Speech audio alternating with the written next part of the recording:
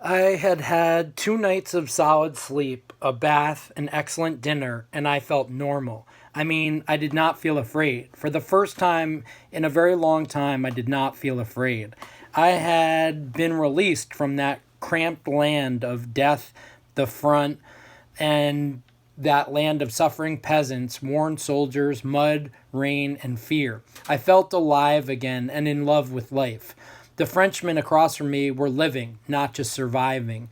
And for the time being, I was part of their world. I had temporarily renewed my citizenship in the human race. I drank more of the wine, loving the way the sweating bottle looked on the white linen tablecloth. The thought of deserting crossed my mind. It was a deliciously exciting thought. I would stay in Saigon and live life. Of course, I knew it was impossible. Physically, it was impossible. I was white, several inches taller, and about 70 pounds heavier than the biggest Vietnamese. The MPs could not miss me, but I was also constrained by the obligation I had toward my platoon. I would be deserting them, my friends. That was the real crime a deserter committed. He ran out on his friends. And perhaps that was why, in spite of everything, we fought as hard as we did. We had no other choice. Desertion was unthinkable. Each of us fought for himself and for the men beside him. The only way out of Vietnam, besides death or wounds, was to fight your way out. We fought to live, but it was pleasant to toy with the idea of desertion, to pretend I had a choice. I tightened the shoulder straps of my pack, heavily loaded with signal flares, smoke grenades, dry socks, a poncho, and 3 days' rations. An entrenching tool and machete were lashed to its sides. In my pockets, I carried a map, compass, hand grenades, more flares, halazone tablets, malaria pills, and a spare magazine for my carbine, a pistol, 2 clips of ammunition, knife, first aid kit, and 2 full canteens hung from my belt. My steel helmet and flak jacket added 20 pounds to the load. The gear probably weighed over 40 pounds altogether, but I felt a wonderful soaring lightness in my limbs. I felt good all over, better than I'd felt in months. Even Neil, who was not inclined to hand out compliments, had praised my gung ho enthusiasm before the platoon left base camp. A sudden and mysterious recovery from the virus of fear had caused the change in mood. I didn't know why. I only knew I had ceased to be afraid of dying. It was not a feeling of invincibility, indifference rather. I ceased to fear death because I had ceased to care about it. Certainly, I had no illusions that my death, if it came, would be a sacrifice. It would merely be a death, and not a good one either. A good death involved a certain amount of choice, ritual, and style. There were no good deaths in the war. But the manner of dying no longer mattered. I didn't care how death came so long as it came quickly and painlessly. I would die as casually as a beetle is crushed under a boot heel, and perhaps it was the recognition of my insect like pettiness that had made me stop caring. I was a beetle. We were all beetles, scratching for survival in the wilderness. Those who had lost the struggle had not changed anything by dying. The deaths of Levy, Simpson, Sullivan, and the others had not made any difference. Thousands of people died each week in the war, and the sum of all their deaths did not make any difference. The war went on without them. And as it went on without them, so would it go on without me. My death would not alter a thing. Walking down the trail, I could not remember having felt an emotion more sublime or liberating than that indifference towards my own death. Then the storm struck. The shells, impacting about 25 yards from the perimeter, exploded one right after another, creating one enormous blast that went on for 5 minutes. Shrapnel flew overhead with a sound like that of taut steel wires snapping. Jones and I, huddled beside each other like 2 frightened children, pressed ourselves against the earth. I tried to become part of the quaking earth and wished we had dug the foxhole deeper than 3 feet. I wanted God to shut that roaring out of my ears. Make it stop. Please, God, make it stop. One shell struck very close. I could not tell exactly where. It seemed to explode just outside the platoon's small perimeter, and I thought we were going to be blown out of the hole, out and up into that lethal space where the shrapnel scythed the air. The ground slammed against my chest, bouncing me up an inch or so, and a part of me kept going up. I felt myself floating up, out of myself, up to the tops of the trees. Hovering there, I felt an ineffable calm.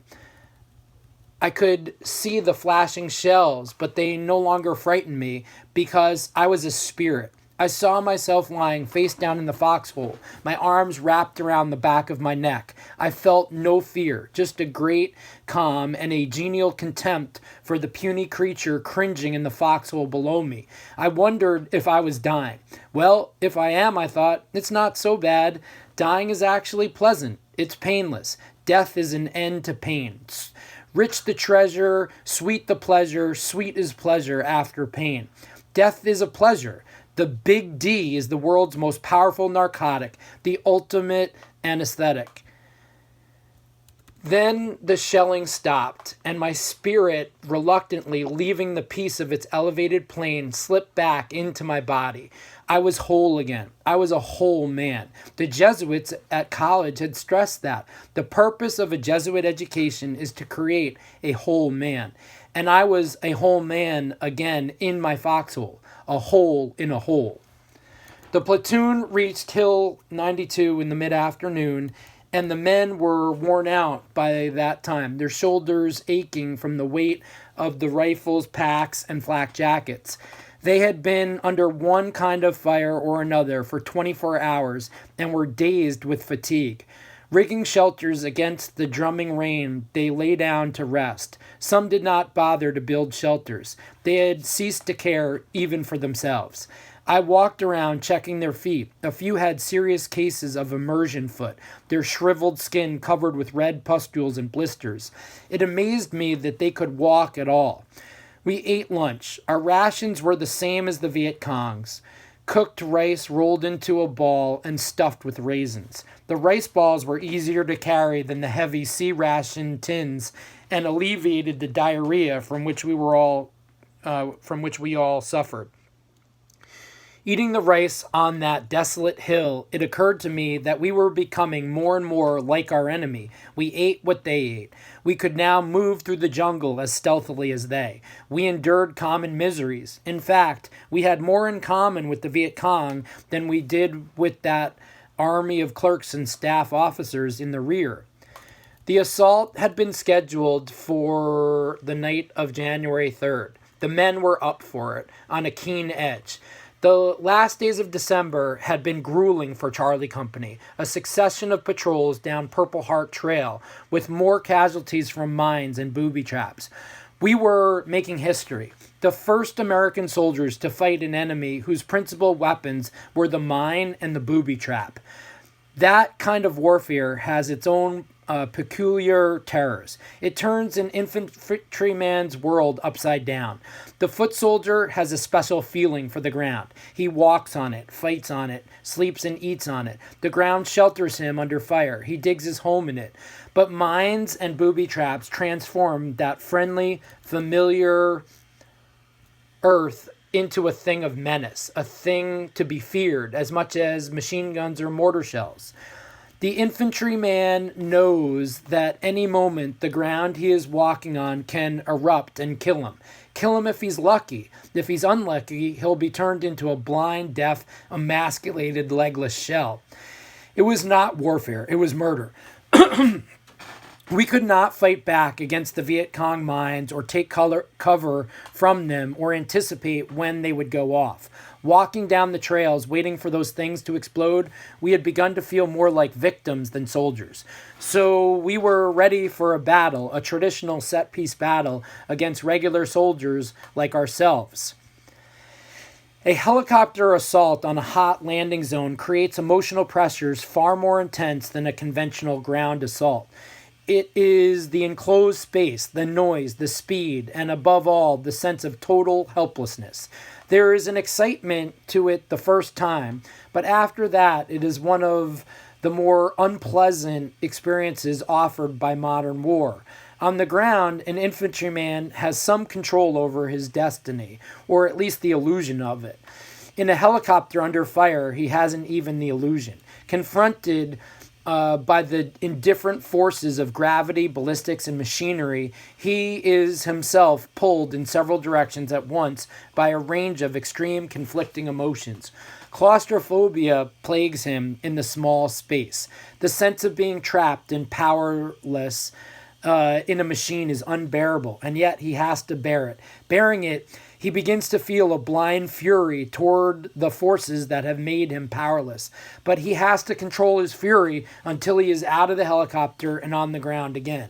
He yearns to be on the ground, but the desire is countered by the danger he knows is there. Yet, he is also attracted by the danger, for he knows that he can overcome his fear only by facing it. His blind rage then begins to focus on the men who are the source of the danger. And his fear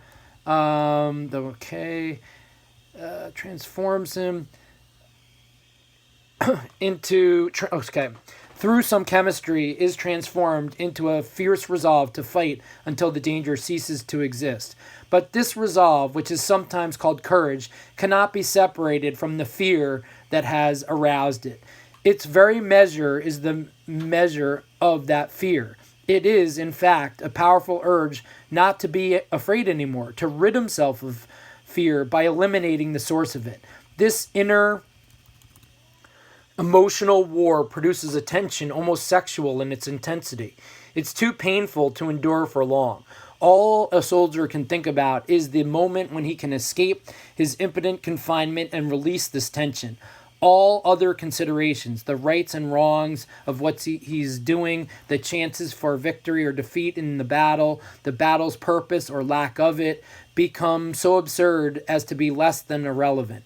Nothing matters except the final critical instant when he leaps out into the violent catharsis he both seeks and dreads.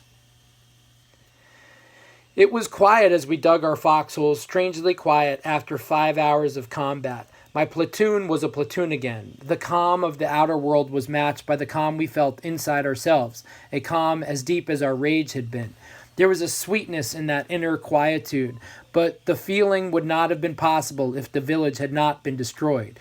It was as though the burning of Ha Na had arisen out of some emotional necessity. It had been a catharsis, a purging of months of fear, frustration, and tension. We had relieved our own pain by inflicting it on others. But that sense of relief was inextricably mingled with guilt and shame. Being men again, we felt human emotions. We were ashamed of what we had done, and yet wondered if we had really done it. The change in us from disciplined soldiers to unrestrained savages and back to soldiers had been so swift and profound as to lend a dreamlike quality to the last part of the battle. Despite the evidence to the contrary, some of us had a difficult time believing that we were the ones who had caused all that destruction. I could analyze myself all I wanted, but the fact was we had needlessly destroyed the homes of perhaps 200 people. All the analysis in the world would not make a new village rise from the ashes. It could not answer the question that kept repeating itself in my mind, nor lighten the burden of my guilt. The usual arguments and rationalizations did not help either. Yes, the village had obviously been under enemy control. It had been a VC supply dump as much as it had been a village. Yes, burning the cache was a legitimate act of war, and the fire resulting from it had been accidental. Yes, the later deliberate destruction had been committed by men in extremis. War was a state of extremes, and men often did extreme things in it. But none of that conventional wisdom relieved my guilt or answered the question, Tai Sao, why? Well, I was through with that. I was finished with governments and their abstract causes. I would never again allow myself to fall under the charms and spells of political witch doctors like John F. Kennedy.